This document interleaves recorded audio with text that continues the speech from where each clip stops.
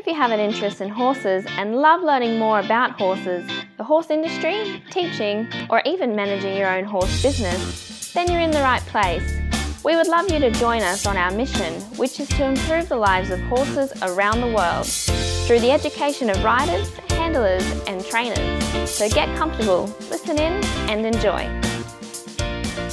I'm happy to say we've got Jonna McLean back again. You know, regular guest, always got lots and lots of information. I can just throw questions at him and he just answers the questions. He doesn't need to prepare, need to see any questions almost. You know, he just says, yep, righto, you just throw them at me and I'll answer them. So I just think with that sort of knowledge, I'm very happy to welcome again Jonna McLean to Horse Chats today. But before we do that, I've just got to remind you about International Horse College. And if you'd like to work in the horse industry but just not sure where to start, then have a chat to our friendly team at internationalhorsecollege.com. With the wide variety of horse courses from the complete beginner through to the qualified professional and students in 20 countries all over the world, we'll be able to consider your individual requirements and guide you in the right direction. Simply go to internationalhorsecollege.com now and start the conversation. Registered training organisation number 31352.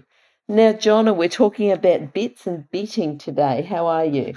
I'm very well, Glenys. How are you coping up there? Oh, very good. Look, often you talk about bits and bitting and it's almost the good, the bad and the ugly. You know, everyone's got lots of different opinions about them. So I'm sure with your many, many, many years of working in the horse industry and working with horses and always working to consider the welfare of the horses, I'm very interested in chatting to you today about bits and bitting.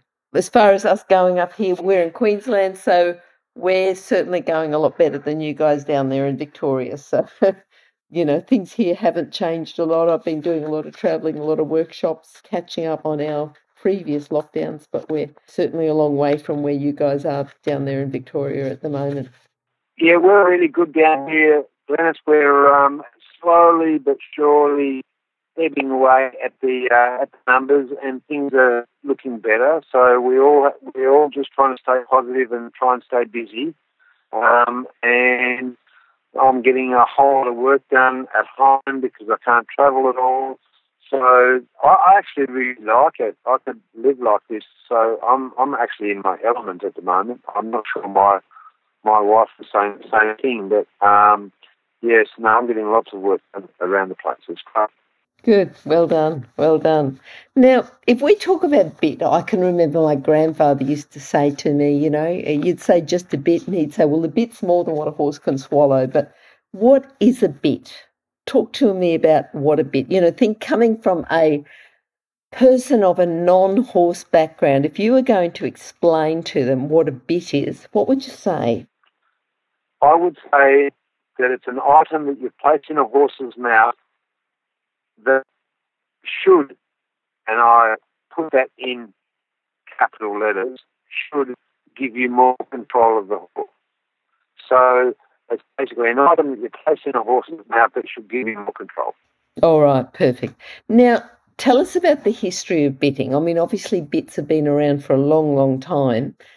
Can you tell us a little bit about, you know, how they were introduced or why they were introduced or who introduced, just anything at all? Because bitting is not something that we've just brought in the 21st century to give us that control. What information have you got there?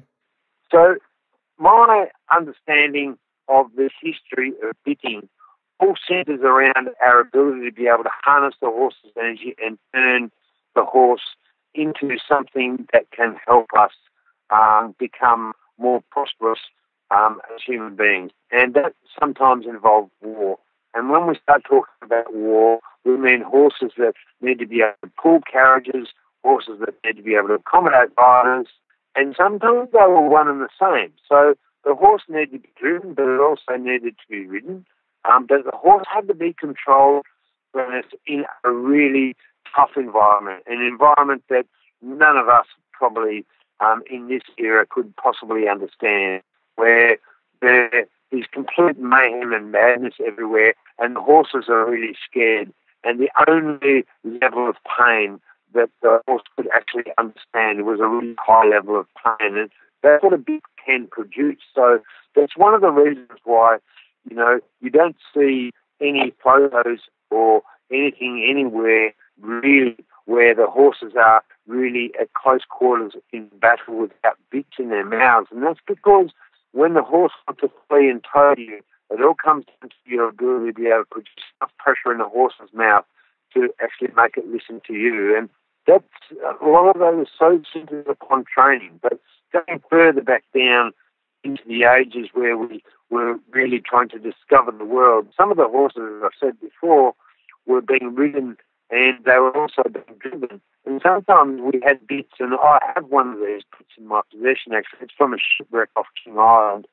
And that bit is a bit that you can drive with, but it's a straight bar with a double D on each side made of pure brass, found off a shipwreck, as I said.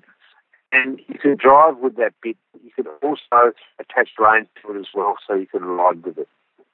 So, bitting has an amazing history, and the number of bits on the market is extraordinary. I've seen some of the most amazing collections of bits that you could imagine, and some of them are just, they're really, really quite horrendous in terms of how severe they are.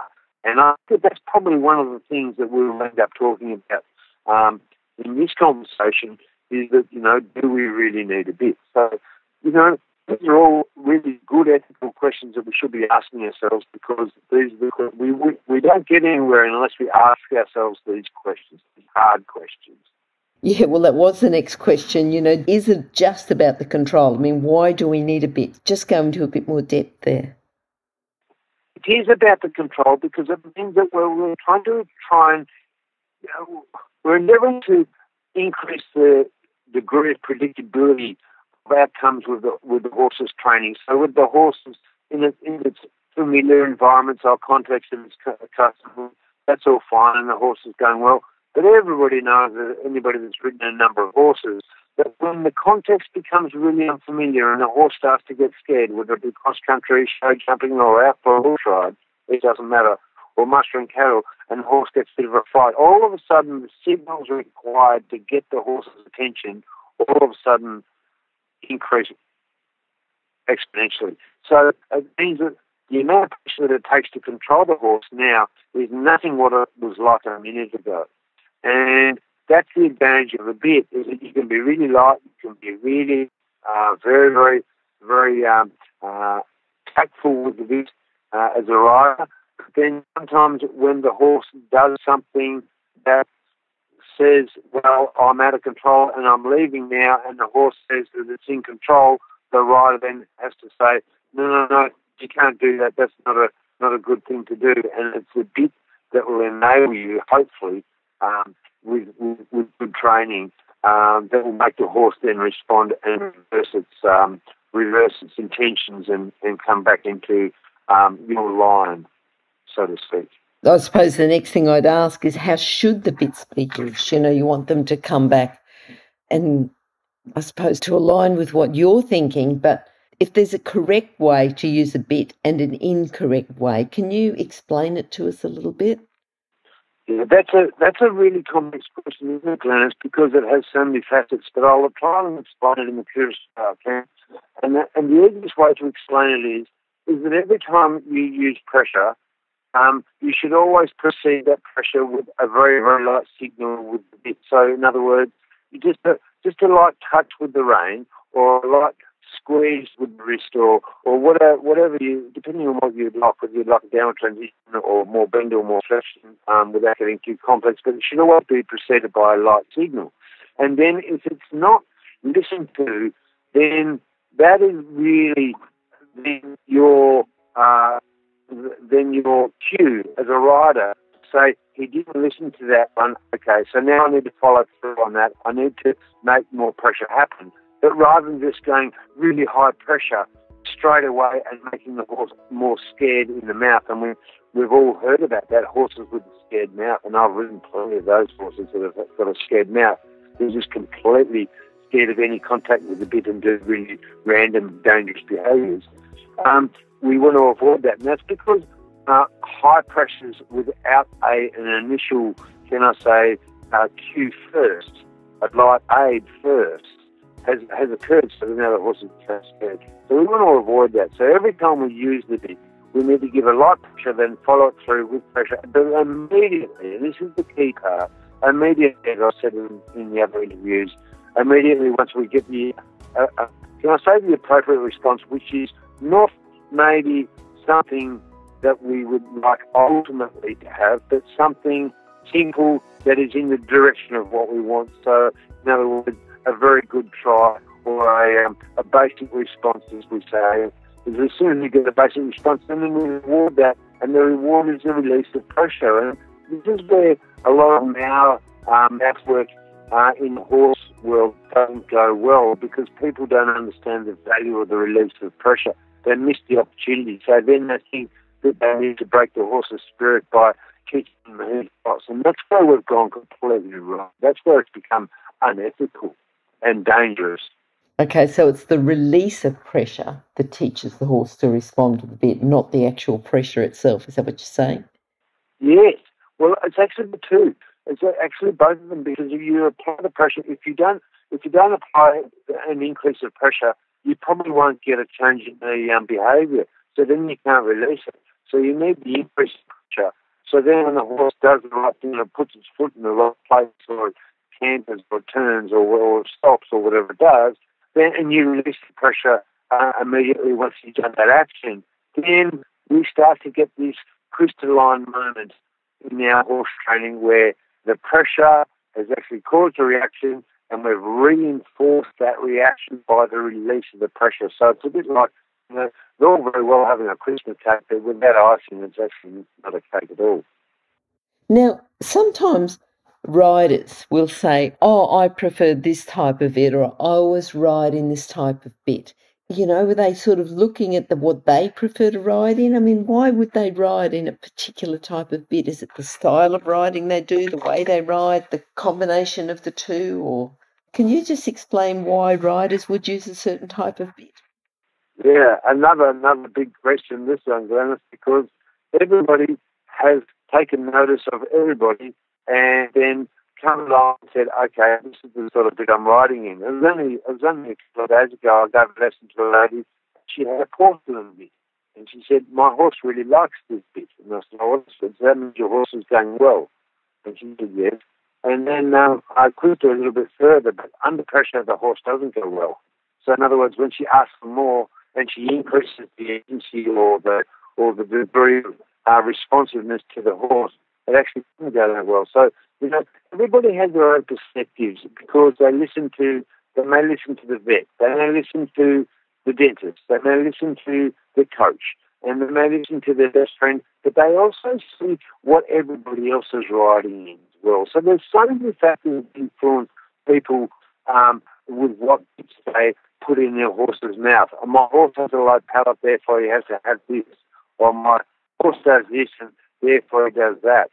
Everybody has an excuse as to why they use that bit, and I'm the same. I had an excuse as to why I use the bit that I used to use as well.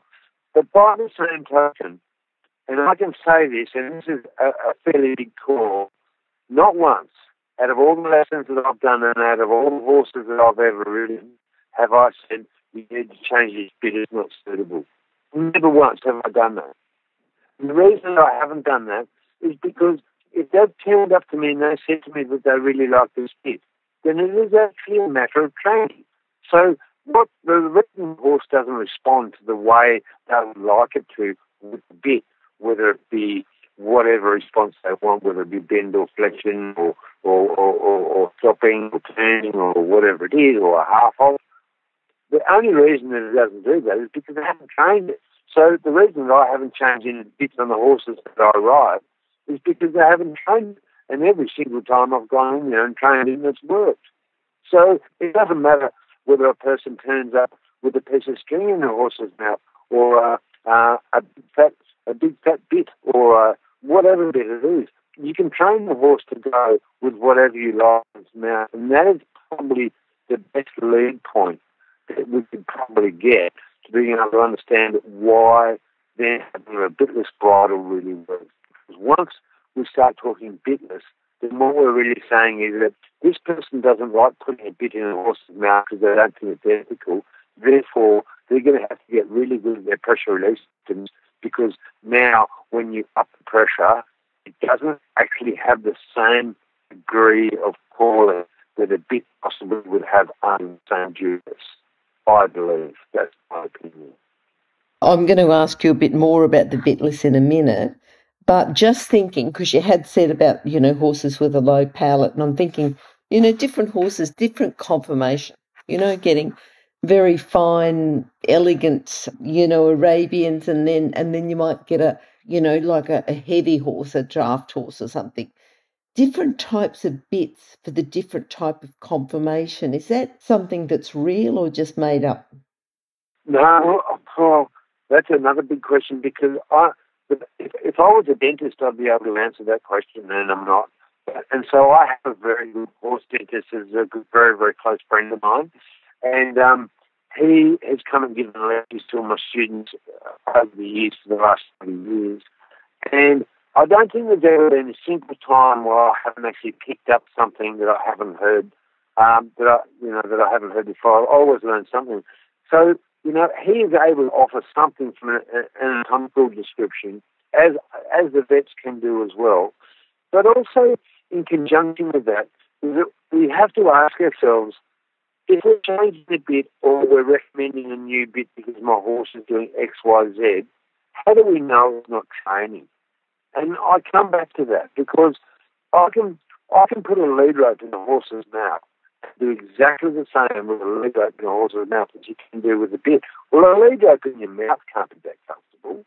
It wouldn't be as nice as a bit, I wouldn't have thought. I mean, as I always say, the bit and how well your horse goes is actually up to the handler, and it's true. It's in holder of the rein. So, what we try to do with the bit is actually, I would say, more governed by us than anybody. And the reason that I say that is that I don't know how many weanlings I've done, hundreds and hundreds of weanlings now. That every time I put a bit in a horse's mouth for the very first time, and in my case, it's actually usually a D-shaped plastic rearing bit or anti-rearing bit that has many names. But it's a continuous D, and so the flat part goes in the horse's mouth. But it's only made of plastic, or it's actually rubberized plastic. It's quite malleable, and you can get the horse, as soon as you put it in their mouth, they will mouth it and try to push it out with their tongue. But the instant you actually have really good control mechanisms on the ground, so your groundwork is really good, the horse will stand, it will go, it will turn, it will reverse, and it will park. Don't now bit anymore. So that actually tells us something valuable. It tells us that once the horse understands that the commands from a bit make the pressure go away, there's no conflict. So, that's the same for the bit and the same for the business bridle. So it's a very, very interesting world. But as I said, I've made quite a few adjustments to bits, and sometimes I've had to actually put them up the right way, or I've had to change the speaker tensions because the bits were hanging down on the horse's lower jaw, and but other than that, I haven't actually had to change the bit itself, because we want the bit to be as stiff as possible. And I was only riding a horse yesterday for the first time in months. I haven't given a lesson in months, and the lady asked me and said, "Why does he keep chomping at the bit? And how can I fix this contact issue?" And I said, well, the contact issue is related to everything else that precedes it. Does he understand what go means? Does he understand what turn means? Does he understand all the things that constitute, a malleable riding horse, walk, trot and canter? Does he understand that clearly, especially all the signals, not just from the bit, but also the head? So you can cause conflict to the bit by having very poor aids from the leg. It's crazy. So you can, and of course, you may have heard, and I may have said this before, is if there's any conflict in the horse, it will be exhibited by its mouth and its tail. And if it's in the mouth and the bit's there, you'll get it because the horse will fit in the bit. So horses will chomp at the bit and foam madly at the mouth and all those sort of things. Those horses aren't relaxed. They're quite tense. Now, I'm thinking about the alternatives because you sort of touched on them a little bit before. We've been using bits for centuries and centuries, and the alternatives are fairly new. I won't say new because, they had quite a few last century, but this century, the bitless, the hackamores riding in halters, are they progress to make it better for the horse, or are they just fads? Or tell us a little bit more. Do they suit some horses, some riders, some situations, or not? Or when are bits better than bitless, or when is bitless better than bitting? It's a big question. Yes. It's probably about half a dozen questions altogether, yeah.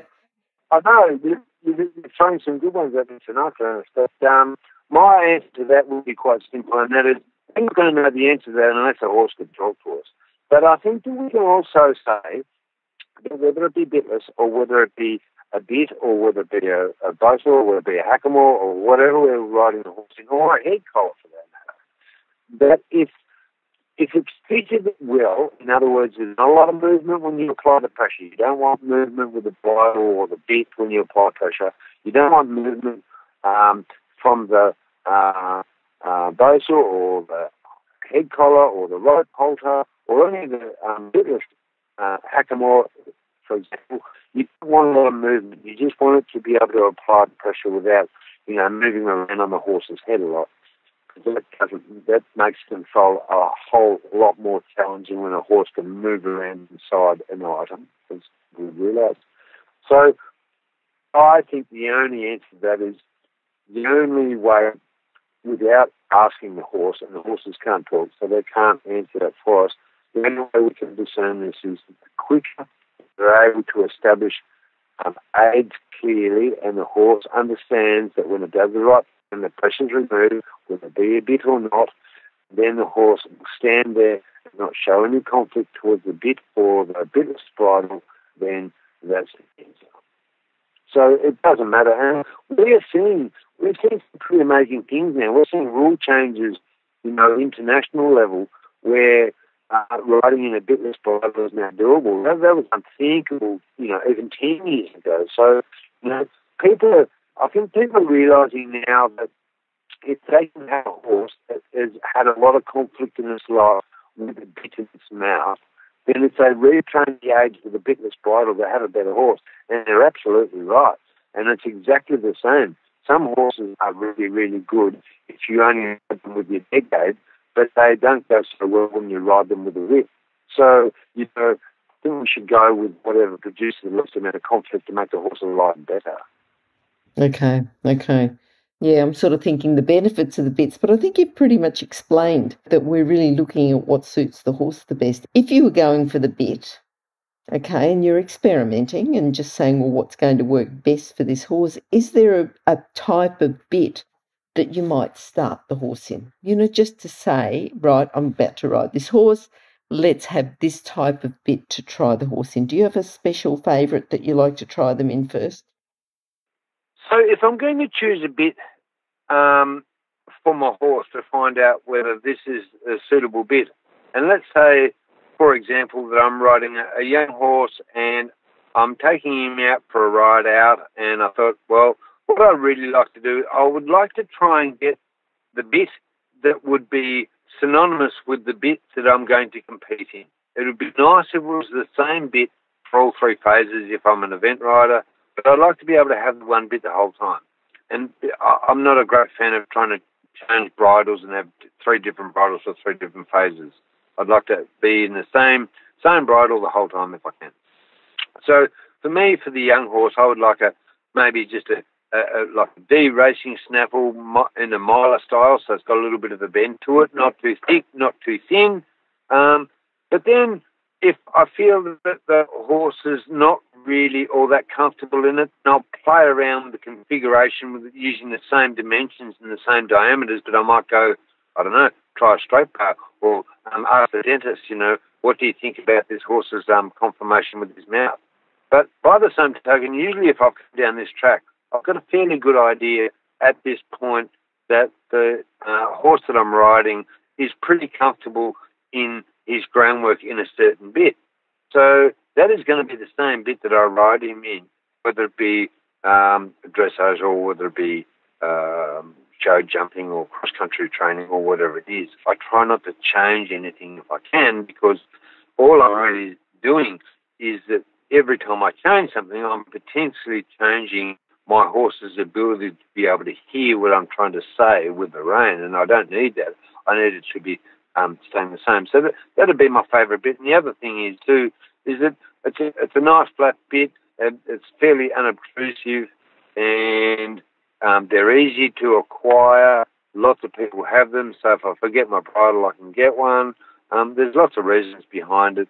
And the other thing is that very rarely have I had a problem with horses in those bits at all. So actually only when I've had to re-educate or retrain horses' responses using much more powerful bits that I've had issues. But that's a different story again. You know, trying to remodel and reshape a horse's behaviour because his bit responses haven't been right for the last 10 years is a really big task.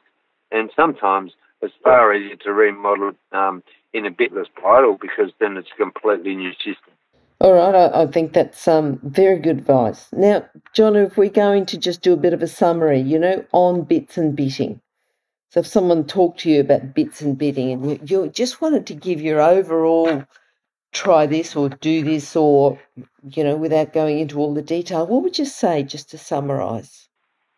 I think to summarise is that don't be so inclined to change a bit, and don't blame what you're getting because of the bit. Blame yourself before you blame the bit, because, you know, there's a lot of companies, a lot of people have made a lot of money, and there's a lot of enterprises out there that continue making a lot of money, exploiting the fact that their horses will love them a whole lot more because they're a different bit. Well, it's garbage. It's not going to happen. Really, it's all about what you do with the bit. Remember that we are in control of when the pressure's applied and when it's removed. And if you're not good at that, it doesn't matter what bit you put in your horse's mouth, you'll end up at the same point as you are now. So you have to look at yourself before you look at the bit. And as I said before, if we can do that, and we can make sure that we apply really good signals, you know, a light aid and a stronger aid, and then as soon as the horse gives us a response, remove the pressure, that's not hard to remember, and it's not difficult to do. But when your emotions get in the way, or the horse's behaviour make you lose your emotional control, then training is lost. We are gone. We are done. Okay. I think very good advice. You know, I think just Jonna talks about not just bits and bitting, but just this general philosophy for training. You know, we're trying to make the horse comfortable, make the horse understand what we would like them to do, make sure that the horse is rewarded or made comfortable for doing the right thing.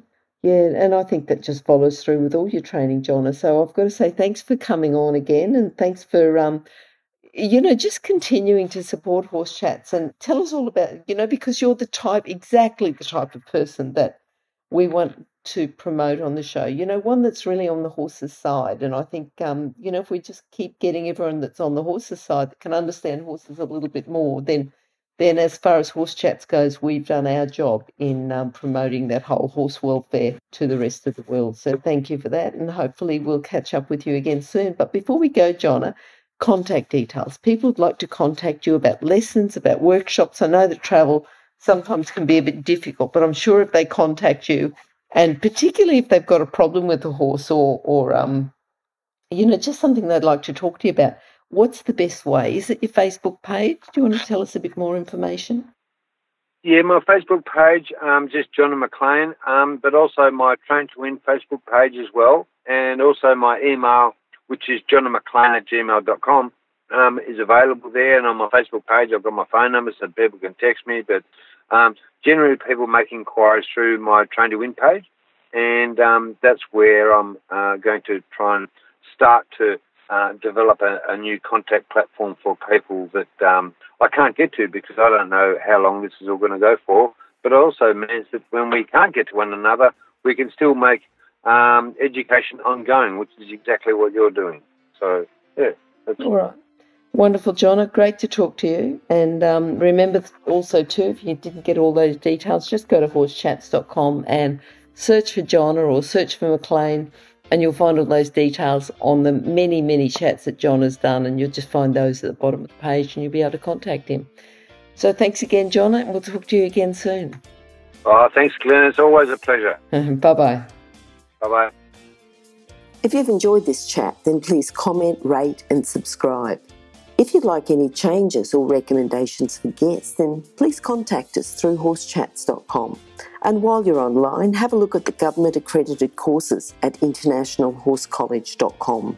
Registered Training Organisation 31352. Remember that our comments and instructions are general in nature and do not take into consideration your individual horses or your individual ability and circumstances. If you enjoyed this podcast, then please leave your comment below.